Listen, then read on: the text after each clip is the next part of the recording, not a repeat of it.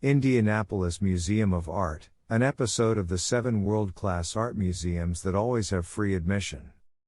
Of course, Indianapolis would probably contest my statement that Cleveland has the best encyclopedic collection in the Midwest, so you be the judge. Here you'll find ancient to contemporary art with particular strengths in Neo-Impressionism textiles and a large number of paintings by J.M.W. Turner. IMA also has great family programs.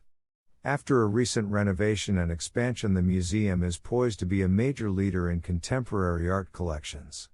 Go see this museum, very much on the rise. The 4000 Michigan Road, Indianapolis, Indiana 46208.